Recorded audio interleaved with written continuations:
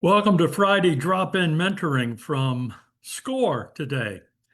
And I thank SCORE for inviting us to be a part of this drop-in mentoring session. You can access SCORE at score.org. At least for now, it's score.org/Central Valley. Or if you are interested in having a mentor provided for you for your new business, and you don't have to pay for this. It's score.org/mentor. And within a very short time, we will pair you up with someone who can be a business mentor, help you get your business plan off the ground, and just get really going in your new business. It's also open to people that are restarting their business or people who are rethinking their business plan, really just anyone in small business who can benefit from our services. Today's topic is going to be Introduction to Consulting 101, what you need to know to get started. It's just going to be a very short presentation, and I think it will really be helpful to you as you navigate this process of doing consulting. If you're interested in the consulting business, hopefully this will be helpful to you. Okay, we're on the road. Introduction to consulting, what you need to know.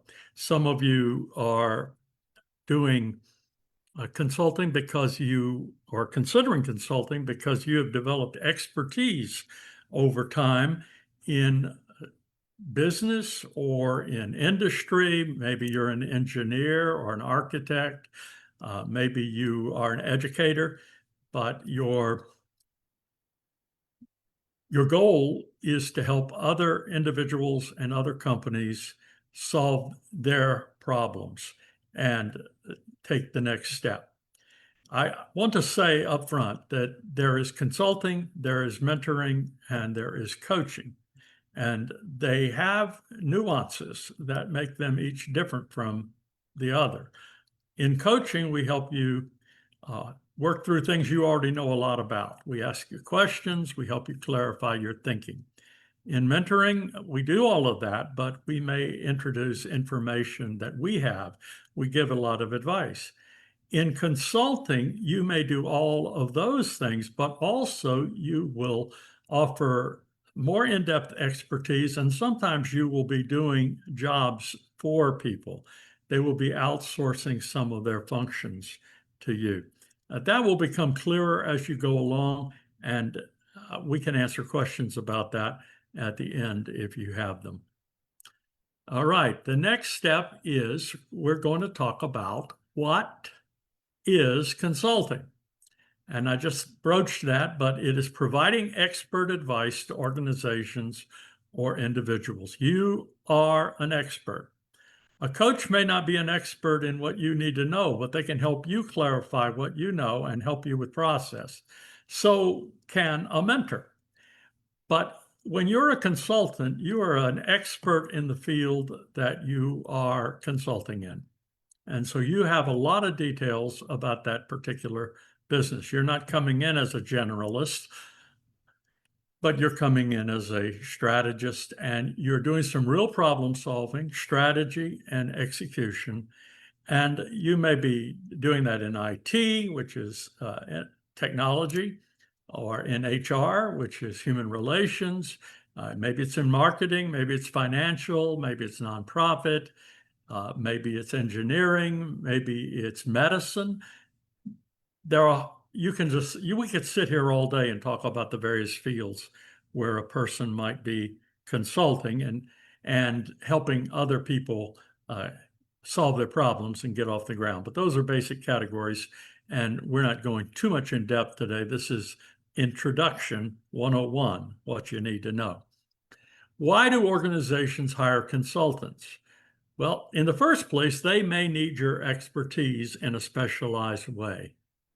They know a lot about what they're doing, but they have a very specialized problem to solve, and they need to bring you in for it. Another thing that happens and motivates companies and business people to hire consultants is that you bring an objectivity and an outside perspective that they do not and they cannot have. You're an extra set of eyes on their problem. Third, they need something done temporarily. They don't need to hire staff or invest in a whole department to do these things. They don't need it long term, but they need something to help and get them up and running. For instance, they may hire an HR consultant to come in the beginning to set up their systems and their policies. Sometimes they would hire an accounting consultant to come in and also get systems and policies in place, but they would have a bookkeeper. Now, an accountant is going to have a little more of a long-term relationship, but perhaps in the beginning, that person is a consultant helping to get everything established. And then a good consultant has access to proven frameworks and practices. You have certain business templates in your mind and frameworks, practices, best practices. You know how things work, and you have something to offer in that realm. And that's why people hire you. Now, the core skills that are necessary for you to be a good consultant are analytical thinking and problem solving. You need to be the kind of person that can break down a problem into component parts and think about it analytically and know what needs to be done. You also need to have the skill and or develop the skill of communication and active listening. There's listening and then there's active listening. There's communication and then there's really solid communication. And you need those skills. And perhaps you as a consultant need a coach or a mentor or a consultant to help you develop those or assess those in you. And that's why we're here at SCORE, for one thing. And that's why consultants to consultants and coaches to consultants exist in the for-profit world. Third thing you need is a sense of how to do project management and organization. You need to know how organizations work. You need to set up your own, and you need to come in with a project in mind, a project orientation, because you're not there to be staff forever. And then adaptability and quick learning. People don't want to pay long-term for your learning curve. But they need you to be able to come in and adapt to their particular situation and learn quickly what their problem is, what their context is, what their demographics are, and how to solve their problems. Since they're paying you by the hour, they don't want you wasting time with skills that you need to develop and don't already come in with. Now, here's the process that a consultant will follow. Number one, first step, diagnose the problem. You're going to spend some time doing active listening, asking insightful questions, reading over documentation, knowing to request that bleeds into number two, really, collect and analyze data. But there's some upfront stuff you need to do as you diagnose the problem. Now, one way to diagnose the problem is to ask the client or the potential client, what's the problem?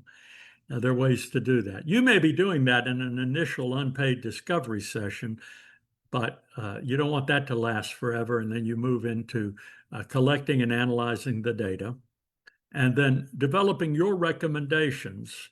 And then you want to be able to present your findings in a way that is comprehensive and also lets the client know, what is this going to cost me to solve this problem?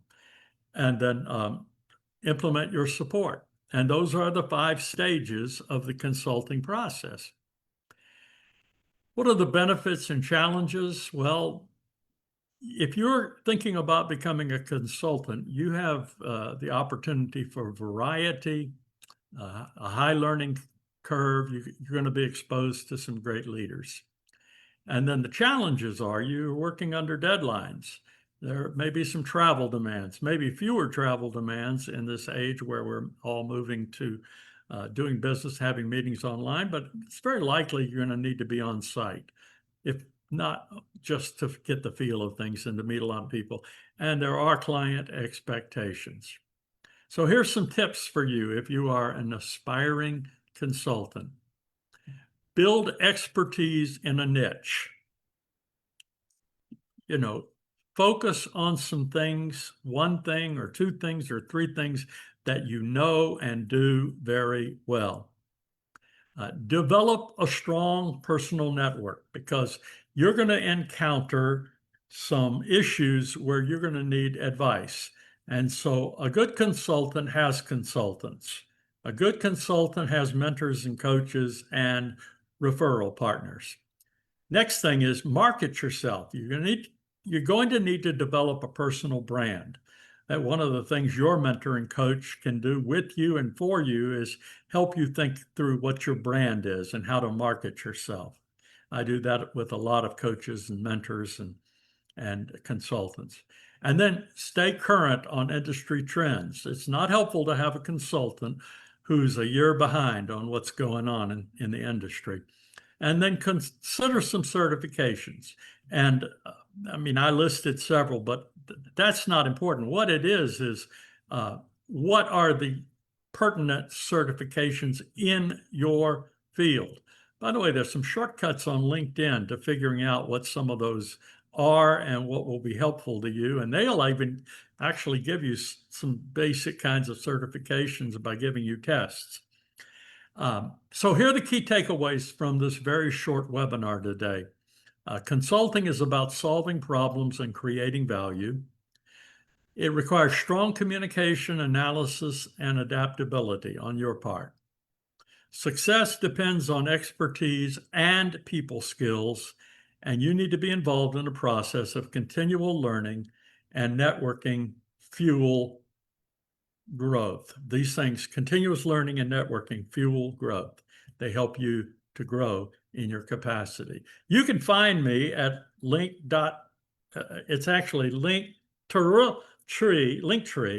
which is linktr.ee/Tom Sims. Or you can find me and make an appointment with me at calendly.com/Coach Tom Sims, or you can sign up for free mentoring at score.org/find-mentor. Now I'm going to turn off this part.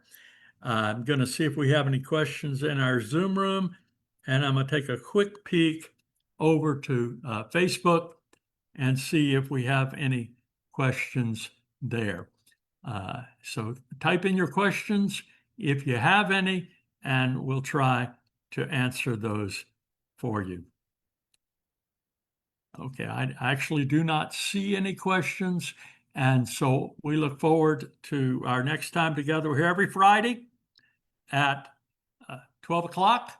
At 11 o'clock Pacific time. And then we post this mini webinar all over the place for people who will benefit from it. Okay, all the best to you.